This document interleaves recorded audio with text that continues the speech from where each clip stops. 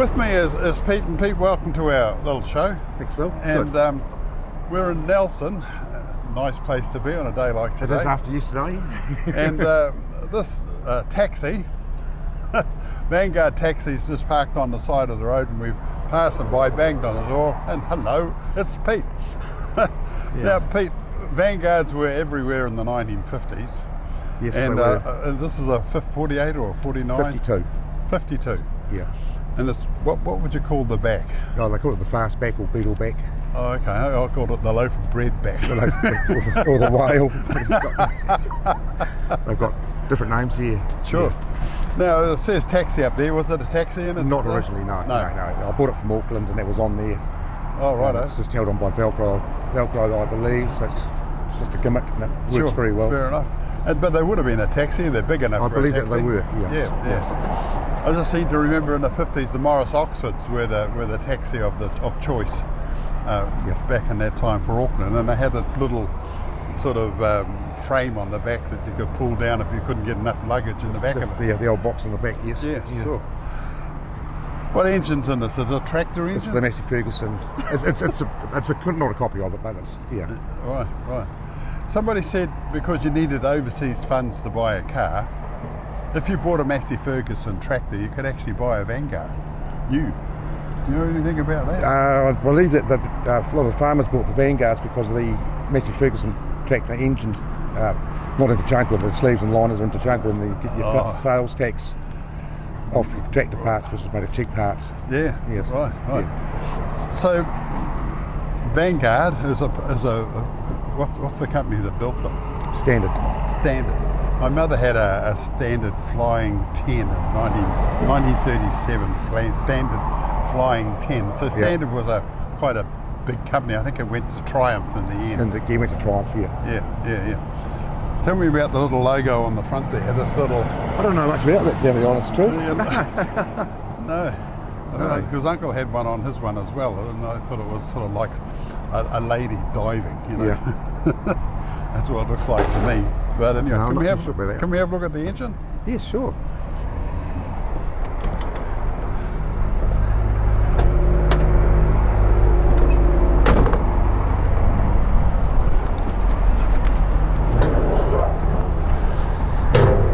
God. All original. And all these little logos on the top of this. Yes. Is that the different oils you can put in it? Yeah, just the different grades. Yeah. Wow. I've had it for 6 months, I've done nothing to it, and it hasn't had anything much done to it in 71 years. And it goes well. Yeah. Well, simplicity itself, really. What are these little gears for here? That's for your gear change, because it's 3-speed on the tree. Oh, yeah. Yeah, so you just move the gear lever forward and back. So you get your first, second, and third reverse. They just lock it into place. Yeah. Wow. Just looking at the dashboard there, Pete, on the far right, I guess, is the starter. Starter is this one here. Really?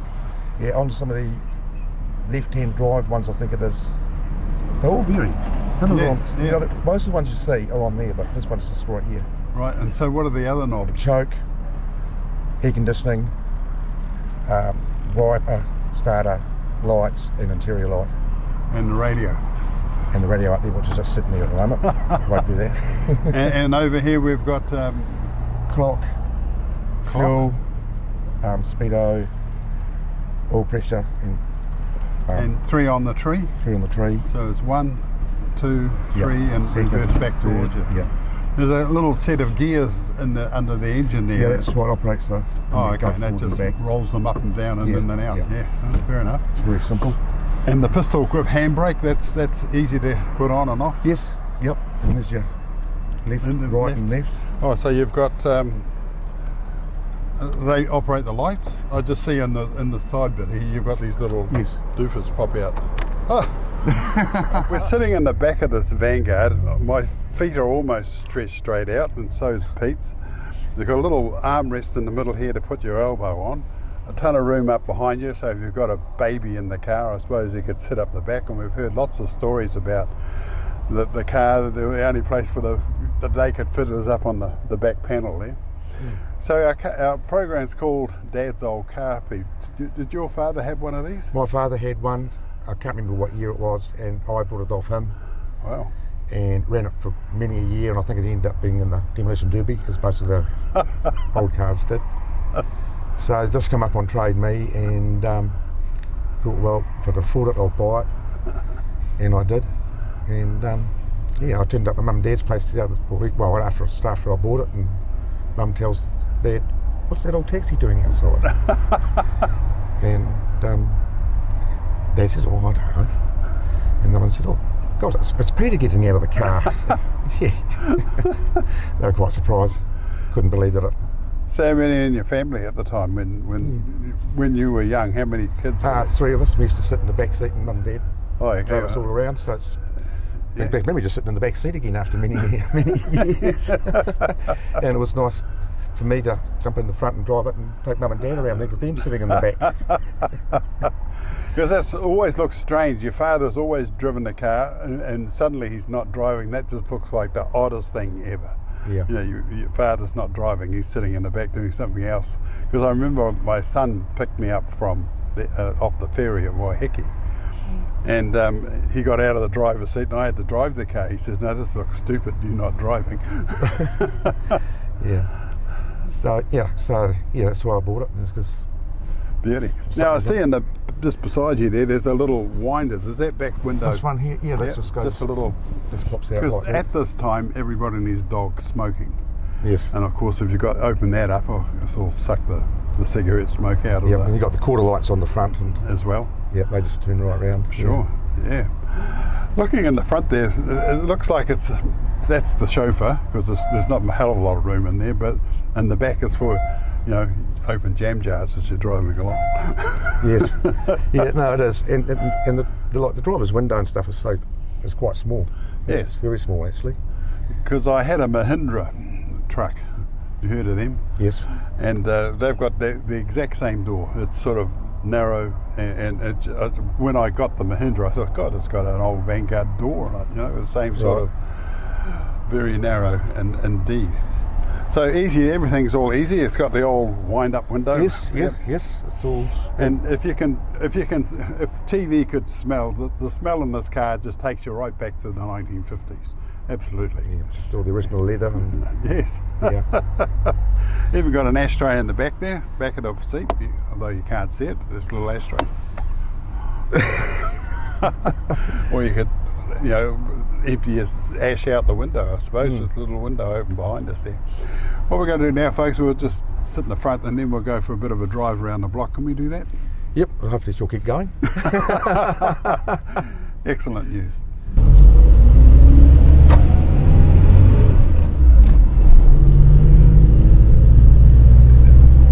The old 3 on the tree is long gone, isn't it? Yeah, but it gives you all the room in the front seats. And yes, so there's no...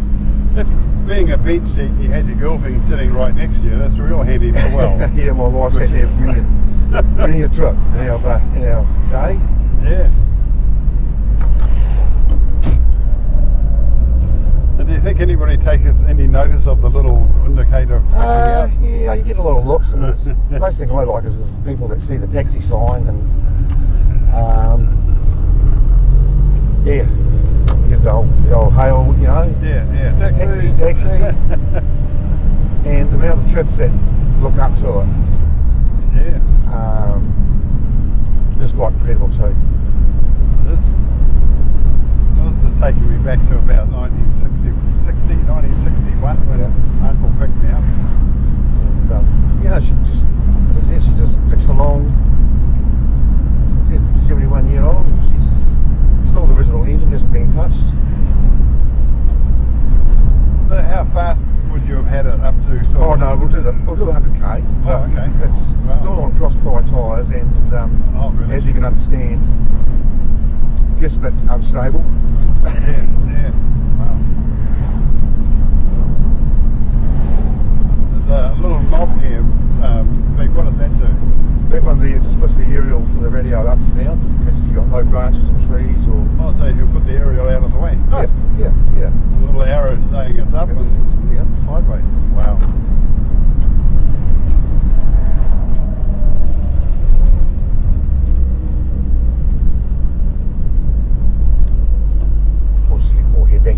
Yeah, yep. And you get all that body roll. Wow. Because the front tyres are in a lot further than what the back ones are. Oh, okay.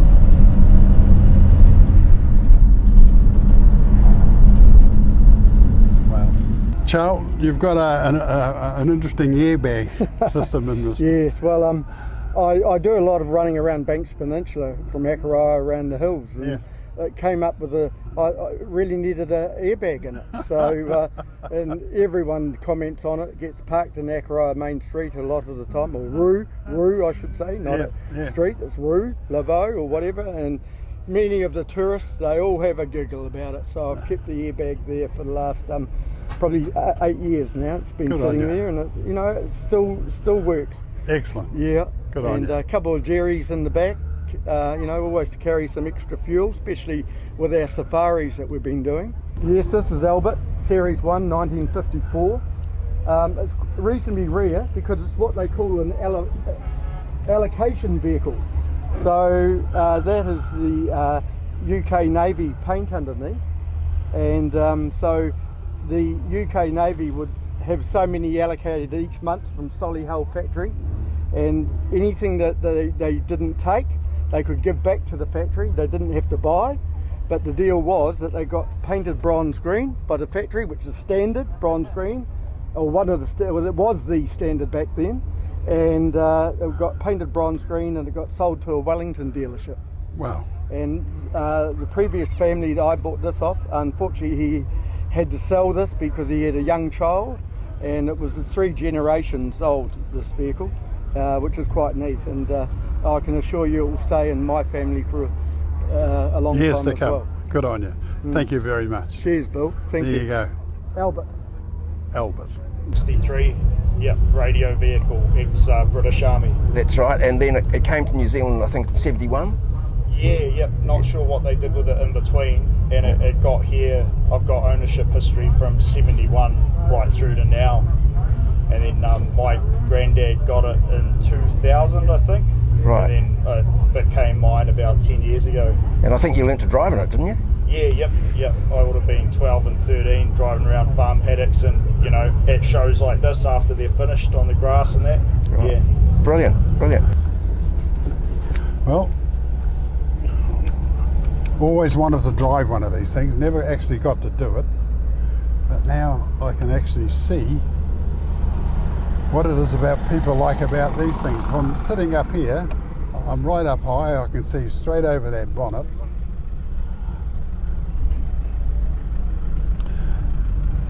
And it's really, really comfortable. You've got a... That's riding in too much comfort. The man said that's riding in too much comfort. And he's dead right, it is very comfortable. Let's say with a hulking great V8 in it. Sitting up here, Queen Lord Muck, jam jars. Yeah. So it's got a 4-wheel drive button here, gear stick, 4 gears. Nice speedo, you can see everything. Water, fuel, no oil pressure gauge. Bloody marvellous. So some people say these are wonderful. Some people say they're not. However, from my point of view, sitting in here, I have to say the former. Beautiful.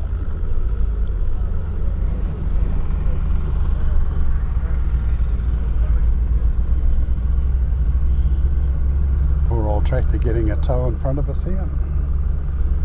There's another one of these in front of us, the red one. All the bull bars, all the necessary equipment to enjoy yourself. Shovels, picks, the whole 9 yards. And I'll just pull up in front of this. So I feel like I'm driving along in royalty. Handbrake.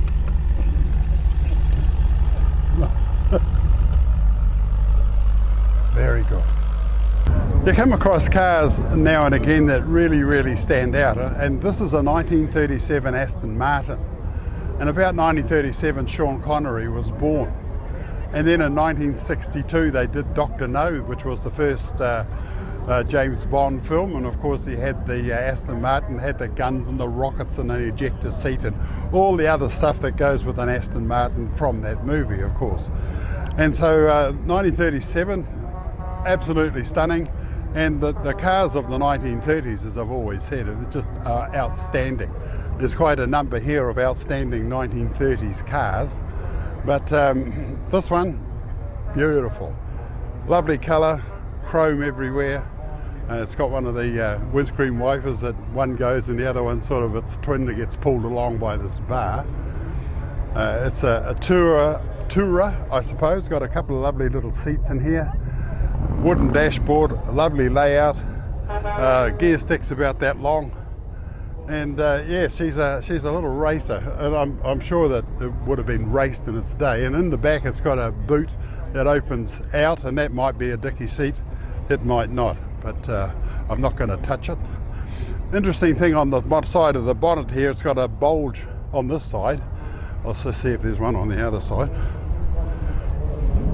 No, there's two beautiful chrome exhaust pipes coming out of this side, but on this side there's just got this little bulge, and if I put this bonnet over, there's something that's just sticking out on the side of the engine to do this.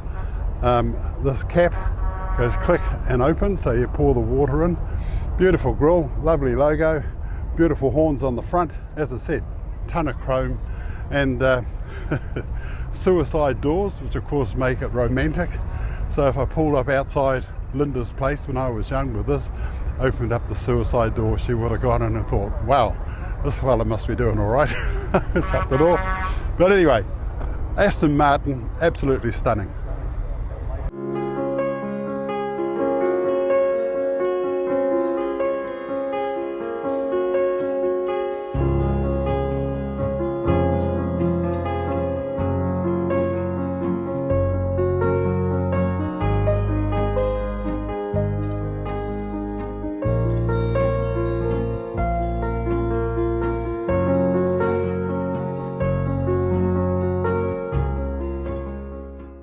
Welcome to another episode of Dad's Old Car, and with me is Phil. And Phil, welcome to our Thanks, Bill. little show. Thank you, and this is your pride and joy. It's One a of Riley. them. Yeah, one of them. And we've seen a few older Rileys in our travels. There was a couple there, or 5 or 6 at the English and Euro car show they had in Pakuranga. Yeah. I didn't see one like this there, but No, I couldn't make it that time, unfortunately. No.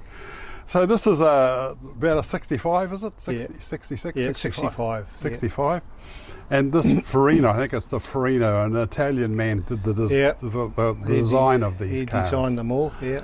And so there's the Wolsleys, the big Wolseley, the big Westminster, they're the same sort of shape. Austins and Morrises and MGs. The MG Did was a body part of shell it, like the this, different yeah. grille, yeah. Yeah, and the Wolseys, yeah, I think that was it, I think. Yeah, and so at this time, is it BMC that are running? Yeah, the they were all factories? BMC in those days, yeah. So the BMC had that whole Austin, Morris, Yep. the whole lot of all them, one family, yeah. So what I like about this is just my personal preference, I suppose, is the way this bonnet sort of comes down and molds into the grille. None of the others were mostly Others are just more flat. Yeah. Got less shape to them. Sure. So you've had this for a couple of years. I got to ask, what's special about this for you? Well, I just it brought back a few memories when I saw it for sale. I bought it off a friend, and it was happened quite instantly, actually. Oh, okay. I went and visited him. I hadn't seen him for a while, and I said, I didn't know you had that car, Gary. He said, oh, well, I've had it for a while, but I'm going to sell it soon. I said, when? He said, oh, I'm not in a hurry, but I'll sell it. I said, well, you better sell it today. So that's what happened. Okay. And I went for a quick drive in it, and she went well. So yeah, that's it. Sure. I've got a collection of a few other cars, and I knew this one was quite rare. There's not a hell of a lot of these around now, and it's in good condition, so I thought, well, buy it. Yeah, why not? Yeah, why not? Can we have a look at the engine? Yeah, sure.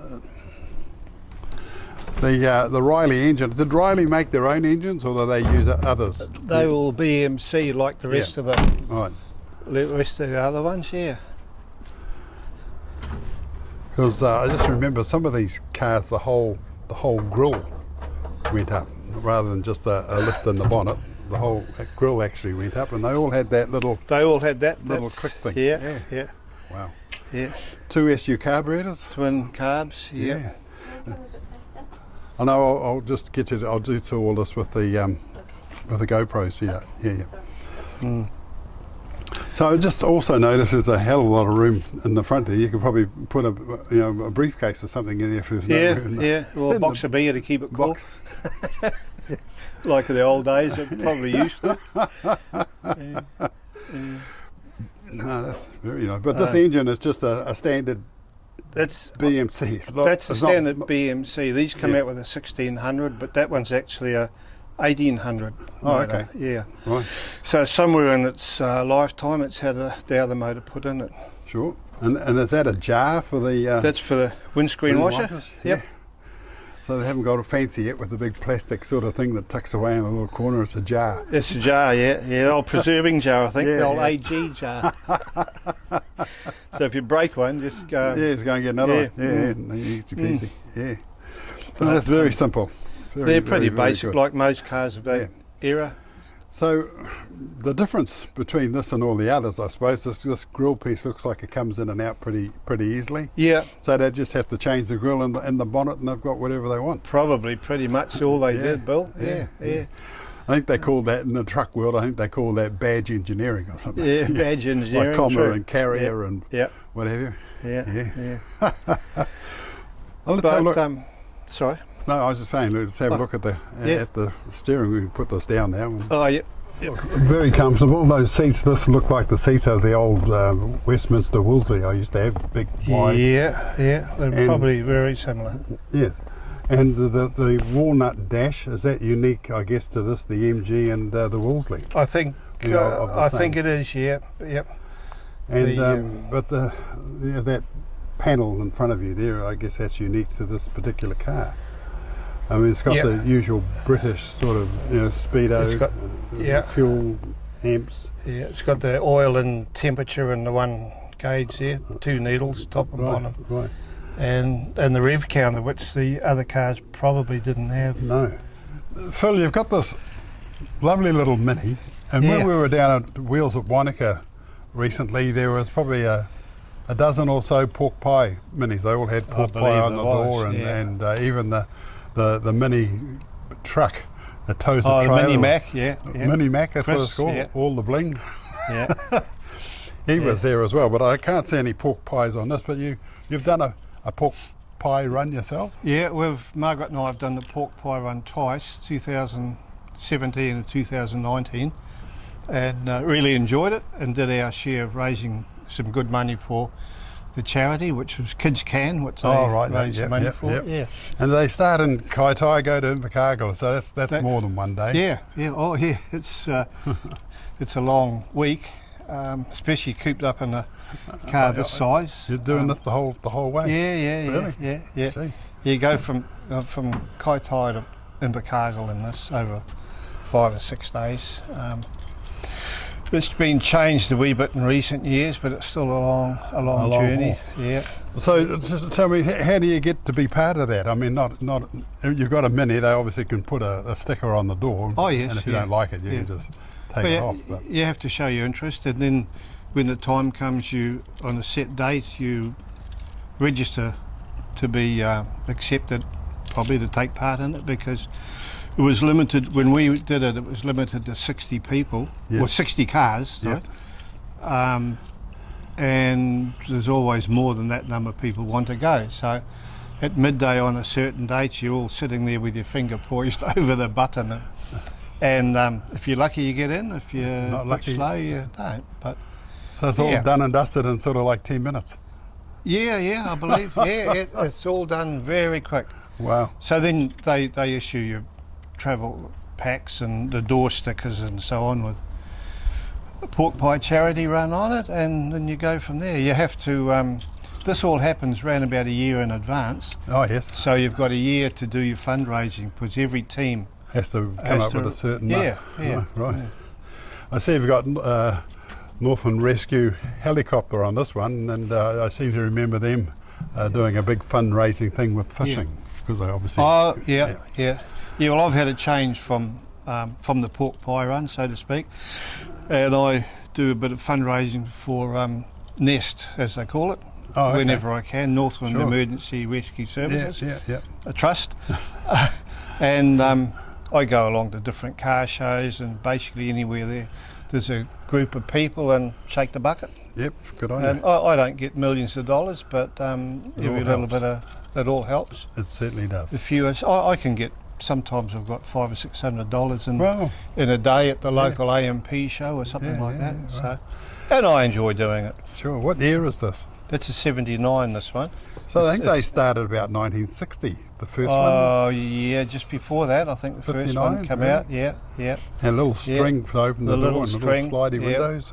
And what they call the outside door hinges. My other one That's is right. Yes. in there. It's got the outside door hinges, sliding windows, and it doesn't have the string. It's got what we call the spoon handle, which was quite a rare one. But but pretty basic. The whole car is pretty basic. No, Sure. But I just can't get over how small they are. they're small. And I think the record of how many people you can get into this is 40 or maybe 41. It's actually, I've got it on the other window, and I can't remember how many. I think it's about half of that. It's about really? about 27. So people are lying But- at it, and, you know. Yeah, but I think when they make these records, they take all the seats out and probably remove the steering wheel to get Got a more couple of bodies kids in there. Yeah. Under the dashboard. Yeah. I know I had a little Morris Series E van once, and we got, I think, about 18 teenagers in there, and that was a bit of a squeeze. And this has got a sideways motor. Yeah.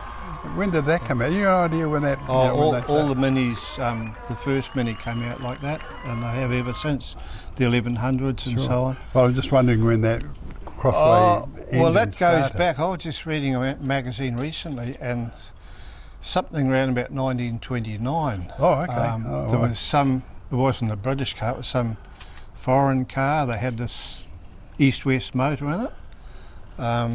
But yeah, basically it's probably a common knowledge that they come out when the first minis come out. Right. In 69. So by about 1936, thereabouts, I think just about everything in cars had been invented. Some of it was in use, some of it was a good idea, but we just need to wait for the technology to make this work. Yeah. Fuel injection, for instance. Fuel injection, you know, the carbies, all that sort of stuff, all invented before 1936. Interesting. Anyway, Phil, an absolute joy. Yeah. And Thanks, Phil. if you do another one of these pie runs, pork pie runs, let me know.